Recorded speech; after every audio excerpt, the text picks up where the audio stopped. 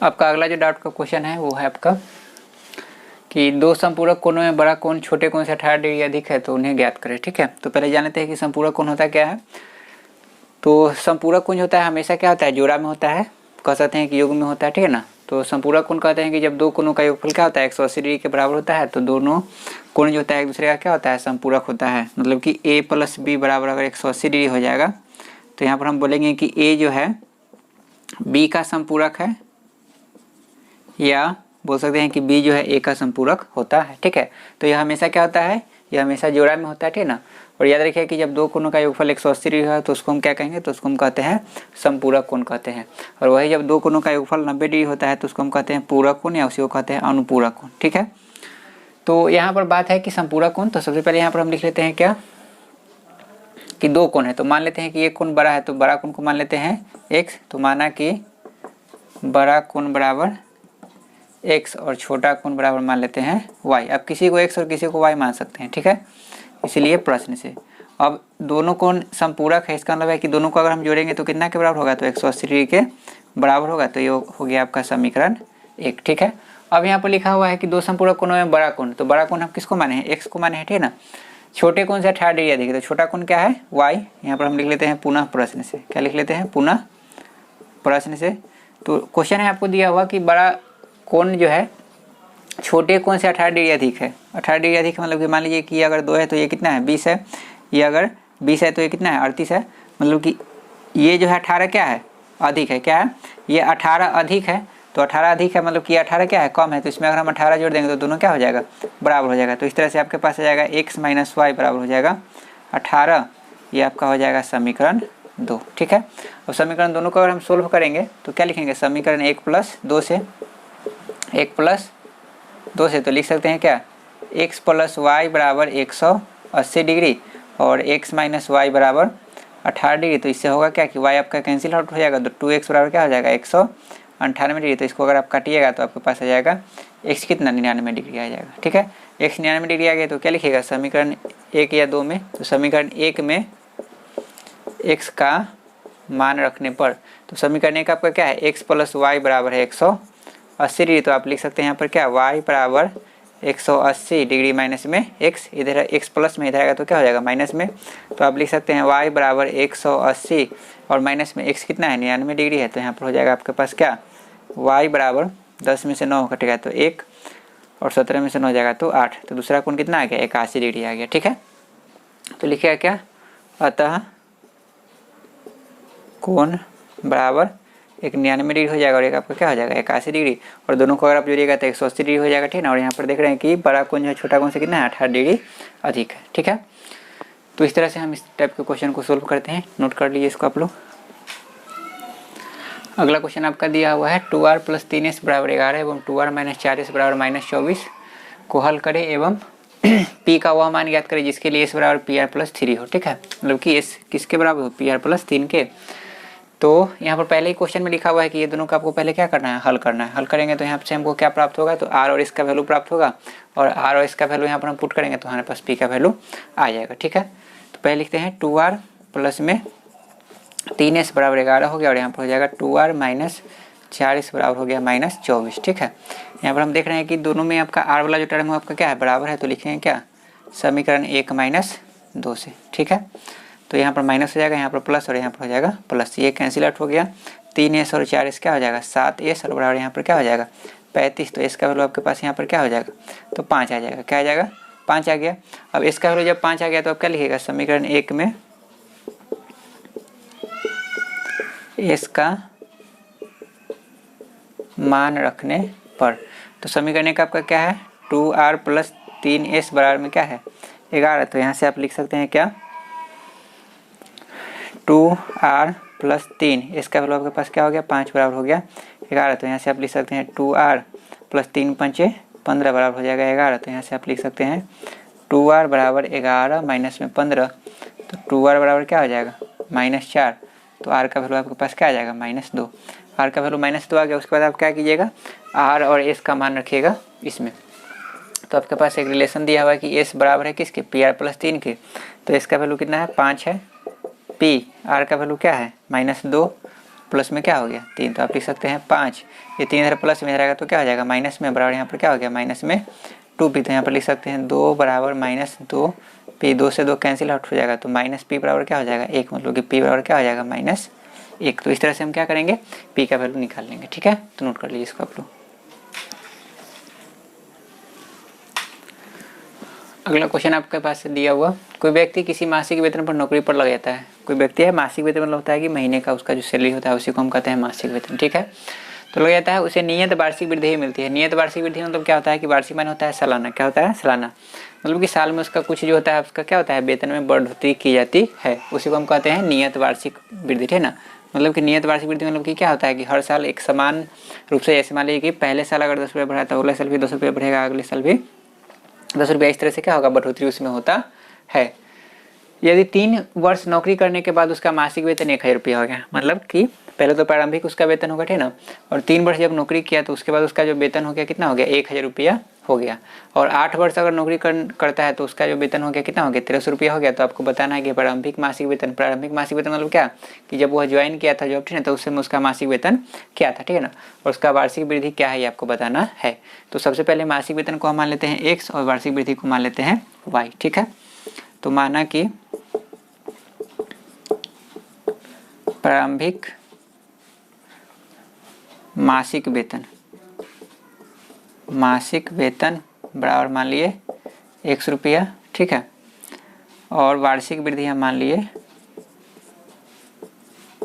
वार्षिक वृद्धि मतलब कि साल में एक बार बढ़ता है। ठीक है, तो इसको हम मान लिए y। ठीक है, इसलिए प्रश्न से तो सबसे पहली बात कि मान लीजिए कि उसका वेतन 3 साल के बाद 1000 रुपया हो जाता है, तो इसका मतलब प्रारंभिक वेतन तो एक है तो उसमें ही कुछ ऐड हुआ होगा। ठीक है, तो पहले उसका वेतन कितना था x था प्रारंभिक मासिक वेतन, ठीक ना, और 3 वर्ष के बाद तो हमको पता है कि 1 साल में कितना बढ़ता है y, तो 3 साल में कितना बढ़ेगा तो 3 गुना y, तो ये क्या हो जाएगा 3y, और बढ़ कर कितना उसका वेतन हो गया तो 1000, तो बराबर हो जाएगा 1000 के हो गया इक्वेशन फर्स्ट। ठीक है, फिर ये समझ लीजिएगा कि सबसे पहले कि कोई भी आपका वृद्धि होगा, ठीक ना, तो आपका जो मासिक वेतन है उसी में कोई चीज़ जुटेगा। ठीक है, तो मासिक वेतन आपका क्या है x है, तो x हो गया, ठीक ना, और हमको पता है कि हर एक साल कितना बढ़ता है y बढ़ता है, तो 1 साल में y, 2 साल में 2y, 3 साल में 3y, तो 3 साल के बाद का है तो यहाँ पर क्या करेंगे 3y जोड़ देंगे, ठीक ना, और ये बढ़ करके कितना के बराबर हो गया तो 1000 के बराबर हो गया, तो बराबर क्या हो गया 1000।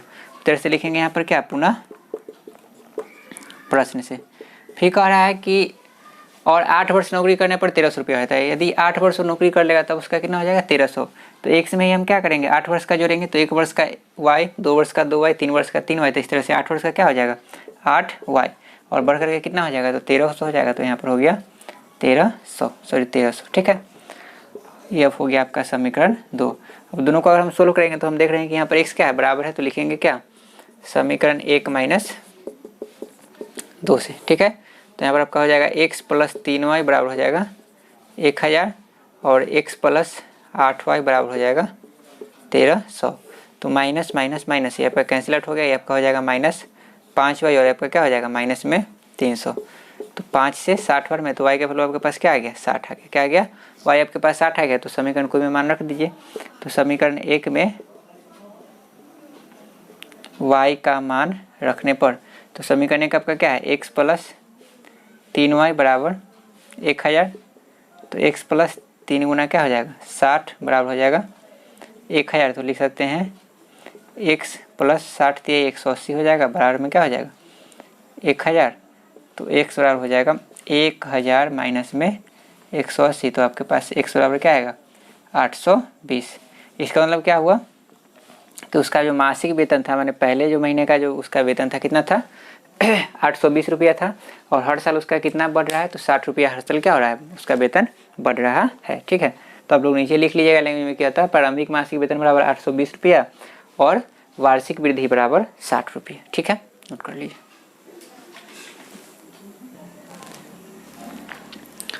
किसी व्यक्ति का वजन प्रति वर्ष समान रूप से बढ़ जाता है। इसका मतलब ये हुआ कि जैसे मान लीजिए कि एक व्यक्ति का वजन अगर मान लीजिए अभी 20 साल है और समान रूप से बढ़ जाता है, मतलब कि 1 साल के बाद उसका 2 किलो बढ़ जाएगा, फिर अगले साल उसका 2 केजी बढ़ जाएगा। ठीक है, मतलब कि हर साल जो है समान रूप से बढ़ रहा है। ठीक है, अगर 1 साल में मान लीजिए कि 2 बढ़ रहा है, ठीक है, तो 5 साल में 2 पंचे क्या हो जाएगा 10 केजी वजन बढ़ेगा। ठीक है, तो यहाँ पर लिखा है कि समान रूप से बढ़ जाता है। आज से 5 वर्ष बाद उसका वजन 65 केजी और 11 वर्ष बाद उसका वजन 83 केजी हो जाता है।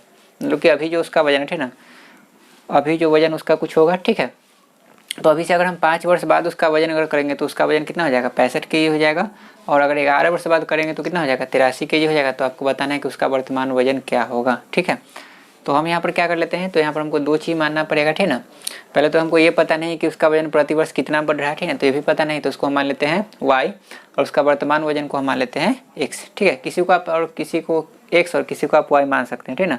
तो हम यहाँ पर क्या करेंगे कि उसके वर्तमान वजन को हम मान लेते हैं कि x की अभी वो कितने kg का है, तो मान लेते हैं कि वो x kg का है। और हर साल कितना वजन उसका बढ़ रहा है, तो मान लेते हैं कि y kg। तो 1 साल में y kg, 2 साल में 2y kg, ठीक ना। तो 5 साल में कितना हो जाएगा, 5y kg बढ़ेगा, ठीक है। तो इस तरह से हम इसको क्या करेंगे, सोल्व कर लेंगे। तो लिखेंगे क्या कि माना कि उसका वर्तमान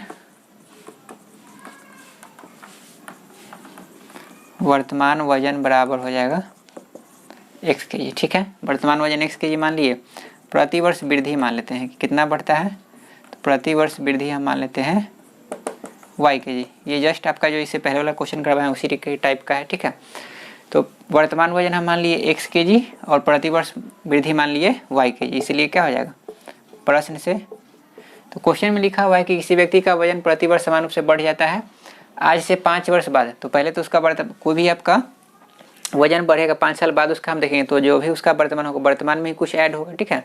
तो वर्तमान उसका वजन कितना है, x है, और 5 वर्ष बाद, तो 1 वर्ष में y kg बढ़ता है, तो 5 वर्ष में कितना बढ़ेगा, 5y kg, और बढ़ के कितना हो जाएगा 65, तो बराबर हो गया 65। ये हो गया समीकरण 1। पुनः प्रश्न से आगे आपको दिया हुआ है और 11 वर्ष बाद, तो 11 वर्ष बाद माने क्या हो जाएगा, x + 11y, 11 वर्ष बाद उसका हो जाता है 83 kg। तो ये हो गया आपका समीकरण 2। और आपको यहाँ पर क्वेश्चन में निकालना क्या है, तो आपको निकालना है उसका वर्तमान वजन। तो इसको आप सोल्व कीजिएगा तो आपके पास क्या आएगा, x का जो वैल्यू आएगा वही आपका क्या हो जाएगा, वर्तमान वजन हो जाएगा, ठीक है। तो इसके बाद आप लोग सोल्व कर लीजिएगा।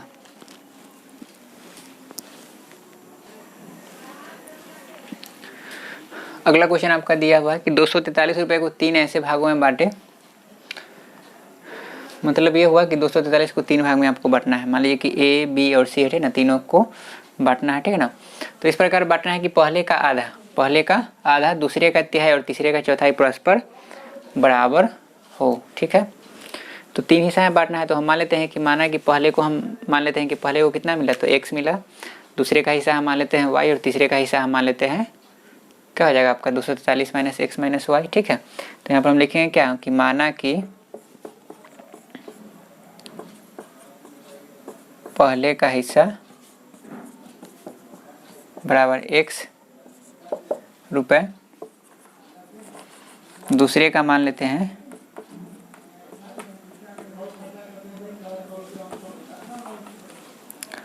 दूसरे का हिस्सा मान लिए y रुपया, तो तीसरे का हिस्सा क्या हो जाएगा, तो तीसरे का हिस्सा हो जाएगा 243 - x + y। अब इसको थोड़ा सा ध्यान से समझिएगा कि जैसे मान लीजिए कि a, b और c है, ठीक है। d इसके पिताजी है, ठीक है, और इसको दिए d जो है, d के पास 100 रुपये है, ठीक है ना। और 100 रुपये मान लीजिए दे दिए एक, और बोले ना कि सब आपस में क्या कर लो, बांट लो, ठीक है। तो बांट लो, तो मान लीजिए कि अगर a जो है मान लीजिए कि रखा 20 रुपया, ठीक है। b जो है मान लीजिए a जो है b को दे दिया कितना, मान लीजिए कि 50 रुपये, ठीक है ना। तो अगर हम आपसे पूछेंगे कि c को कितना मिलेगा, तो c को कितना मिलेगा, तो c को मिलेगा कि जितना ये दोनों को मिल गया, थे ना, उसको हम क्या करेंगे, जोड़ देंगे, उसमें से क्या कर देंगे, घटा देंगे। तो c का हिस्सा क्या हो जाएगा, तो c का हिस्सा हो जाएगा 100 - 20 + 50। इसका माने क्या हुआ कि 100 माइनस कितना 70, माने कि इसको कितना मिलेगा, 30 रुपया मिलेगा, ठीक है। तो ठीक उसी तरह से हम यहाँ पर क्या किए हैं कि हमको तो पहले से पता नहीं है कि इसको 20 देना है, इसको 50 देना है, इसको कितना देना है। तो हम मान लिए कि पहले इसका हिस्सा क्या हो गया, x हो गया, क्या हो गया x, इसका हिस्सा हम मान लिए y, तो इसका हिस्सा क्या हो जाएगा। तो टोटल में से, टोटल हमको पता है कितना 243, जैसे यहाँ पर टोटल क्या पता है कि 100, तो इस तरह से यहाँ पर टोटल हमको पता है कि 243 है। तो 243 में से क्या करेंगे, x + y को जोड़ के घटा देंगे, तो किसका हो जाएगा, तीसरे का हिस्सा हो जाएगा, ठीक है। तो आपको ये समझ में आ गया होगा। अब यहाँ पर क्या लिखेंगे, इसलिए प्रश्न से, क्या लिखेंगे, इसलिए प्रश्न से। तो क्वेश्चन में दिया गया है कि 243 को 3 ऐसे भागों में बांटो कि पहले का आधा, तो पहला आपका क्या है x है, तो x का आधा, आधा मतलब कि 2 से भाग करना, ठीक है ना। आधा मतलब होता है कि 2 हिस्से में पढ़ना, ठीक है ना।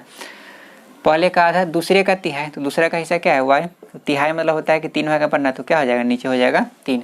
और तीसरे का चौथाई, तो तीसरा आपका क्या है, तो तीसरा का हिस्सा है 243 माइनस x प्लस y, इसका चौथाई। परस्पर बराबर हो, परस्पर बराबर माने हुआ कि सब आपस में क्या होना चाहिए, बराबर होना चाहिए, क्या होना चाहिए, बराबर होना चाहिए, ठीक है। फिर समझ लीजिएगा कि पहले का हिस्सा हम क्या मान लिए थे यहाँ पर x, दूसरे का हिस्सा मान लिए y, तो तीसरा का हिस्सा क्या होगा, तो x प्लस y को क्या कर देंगे, 243 में से घटा देंगे, वही आपका क्या होगा, तीसरा का हिस्सा होगा, इसलिए प्रश्न से। और प्रश्न में दिया है कि पहले का आधा, दूसरे का तिहाई और तीसरे का चौथाई परस्पर आपस में क्या है, बराबर है, तो बराबर यहाँ पर हम कर दिए। अब यहाँ पर हम क्या करें कि ये तीनों आपस में बराबर है, तो एक बार हम ये दोनों को बराबर कर लेते हैं और एक बार ये दोनों को बराबर कर लेंगे, तो हमारे पास 2 समीकरण आ जाएगा, ठीक है ना। अब कोई जैसे मान लीजिए कि हम यहाँ पर इसको एक बार बराबर करेंगे, एक बार इसको करेंगे, आपको मान लीजिए कि इसको बराबर नहीं करने का मन है, तो आप इसको और इसको ही बराबर कर सकते हैं, तो उससे आपको 2 समीकरण मिलेगा और दोनों को सोल्व कीजिएगा तो आपको तीनों का हिस्सा पता हो जाएगा, ठीक है। तो पहले हम x/2 को बराबर करते हैं किसके, y/3 के, तो इससे होगा क्या कि यहाँ पर हो जाएगा 3x बराबर क्या हो जाएगा 2y, तो लिख सकते हैं क्या 3x माइनस 2y बराबर हो गया 0। ये हो गया समीकरण 1, ठीक है। अब हम क्या करते हैं कि y/3 को बराबर करते हैं किसके, 243 माइनस x प्लस y बटा में 4 के। तो यहाँ पर जब हम करेंगे तो क्या हो जाएगा, तो 4y यहाँ पर हो जाएगा, क्या हो जाएगा 4y, और 3 से अगर गुना करेंगे तो यहाँ पर क्या हो जाएगा, तो यहाँ पर हो जाएगा 729, 3 तिया 9, 24 तिया 72, फिर 3 से यहाँ पर गुना करेंगे तो क्या हो जाएगा, माइनस में 3x और माइनस में क्या हो जाएगा 3y। तो लिख सकते हैं यहाँ पर क्या, 3x को इधर लाएंगे तो प्लस में हो जाएगा, प्लस में 4y पहले से है और इधर आएगा तो प्लस में क्या हो जाएगा 3y बराबर में क्या हो जाएगा 729। तो इससे होगा क्या कि 3x 4y और 3y क्या हो जाएगा, तो 4y और 3y क्या हो जाएगा 6y हो जाएगा, और बराबर में क्या हो जाएगा 4 और 3 यहाँ पर क्या होगा 7y हो जाएगा, क्या हो जाएगा 7y, ठीक है। तो यहाँ पर हम क्या कर सकते हैं, जैसे देखिए हमको यहाँ पर रिलेशन एक पता है कि 3x बराबर किसके है 2y के, तो यहाँ पर 3x है, तो 3x के बदले यहाँ पर हम क्या रख रहे हैं, तो यहाँ पर 3x के बदले हम रख रहे हैं यहाँ पर 2y, तो यहाँ पर जब 2y रखेंगे और प्लस में क्या हो जाएगा 7y बराबर में क्या हो जाएगा 729, तो 2y और 7y क्या हो जाएगा 9y बराबर में हो जाएगा 729। तो ये काटिएगा तो y का वैल्यू आपके पास कितना आ गया 81 आएगा, कितना आ गया, y का वैल्यू आपके पास आ गया 81। जब y का वैल्यू आपके पास 81 हो गया तो आप क्या कीजिएगा, यहाँ पर रखिएगा वैल्यू, तो यहाँ पर आपके पास क्या है 3x बराबर है 2y, तो आप लिख सकते हैं यहाँ पर क्या 3x बराबर 2 गुना y के वैल्यू आपके पास क्या है 81, तो यहाँ पर लिख दीजिए 81, 3 से कटेगा तो 27, तो x बराबर यहाँ पर क्या हो जाएगा 27 दूना 54। तो x को कितना मिला, तो x को मिला 54 और y को मिला कितना 81 मिला, ठीक है ना। मतलब कि x आपका हो गया, एक हिस्सा हो गया 54, एक हिस्सा हो गया कितना 81 हो गया, तो तीसरे का हिस्सा कितना हो जाएगा, तो यहाँ पर हम पहले लिख लेते हैं कि पहले का हिस्सा x था तो x हो गया 54 रुपया, दूसरे का हिस्सा क्या माने थे y, तो y का हो गया 81 रुपया, RS मतलब रुपये, ठीक है ना। और तीसरे का हिस्सा आपका क्या था, तो तीसरे का हिस्सा आपका था 243 माइनस x प्लस y, मतलब क्या हो जाएगा 54 प्लस 81, तो यहाँ से हो जाएगा 243 माइनस 4 और 1 हो जाएगा 5, 5 8 13, तो 135 को अगर आप घटाइएगा तो 13 से 5, तो यहाँ पर हो जाएगा 8 और 22 13, तो यहाँ पर हो जाएगा 9, मतलब इसका कितना हो जाएगा, तो इसका 98 रुपया हिस्सा हो जाएगा, ठीक है। तो इस तरह से हम इस टाइप के क्वेश्चन को सोल्व करते हैं, तो नोट कर लीजिए इसको आप लोग।